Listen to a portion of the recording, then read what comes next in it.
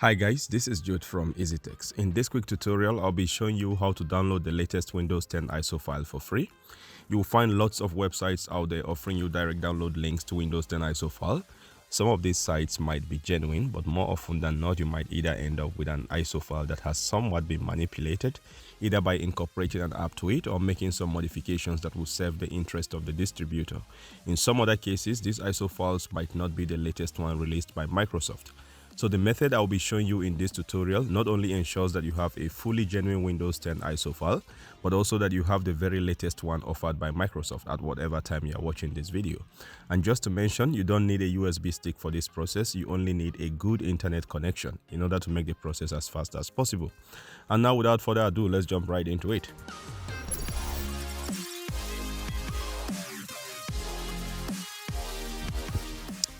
So open your browser and search download Windows 10 disk image. Click on the first link from Microsoft.com. You can check on this URL below to ensure it's from Microsoft. I'll also leave a direct download link down the video description. Now clicking on this link should take you to a page like this. On this page, click on where it says download the tool now.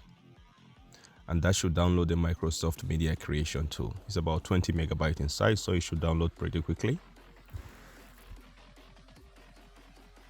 After downloading, simply run by double clicking. Hit yes on the user account control and wait for the file to load.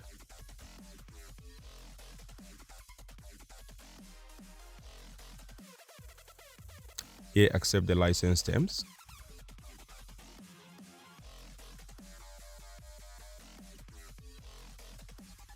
And after some time, you should have this window asking what you want to do. Here, the default option is to upgrade this PC now, but you want to select create installation media for another PC. This includes USB flash drive, DVD, and of course ISO file. So select that and hit next.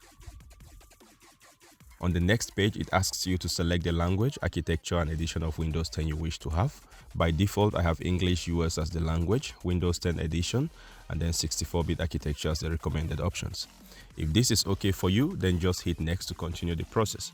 But if you wish to change any of these parameters, then first uncheck this box that says use recommended options for this PC. Now only then will you be able to change the default settings. Then select the settings that match the specs of the PC where you intend to use the ISO file for installation. On the architecture, there are three options: 32-bit, 64-bit, and both. If you already know the architecture of the PC you will be installing your Windows 10 on, then you can select it here. But if you don't, or if you have multiple PCs you wish to install Windows 10 on with 32-bit and 64-bit, then your best bet is to select the both option. This will of course require more storage space on your drive and a bit more time to create, but then you won't need to create multiple installation media for different architectures, since this single ISO file would have both 32-bit and 64-bit architectures on it. With that selected, hit next. On this next page, it asks you to choose which media you want to use to store your Windows installation files. Here you want to select ISO file and then hit next. It then asks you to choose the location to save your ISO file. I will keep mine on the desktop. You can rename the ISO file if you like. I will just leave mine as the default, which is windows.iso, and hit save. Now, as soon as you do that, the Media Creation tool will start to download the Windows installation files, and then afterwards, it will automatically begin to create the ISO file. From here, you only need to wait for the entire process to complete. You can keep working on your PC the whole time. Just ensure you remain connected to the internet to ensure that the process is not interrupted. The time it takes to complete this process depends on a number of factors, most importantly, your internet speed. With good internet connection, you can have this done within 15 to 25 minutes. Now your PC specs also play a role when creating the ISO file, that's after downloading. So with good processor and RAM, you could save some time on this process. In any case, I will fast forward this part of the video and let's see what the end result looks like.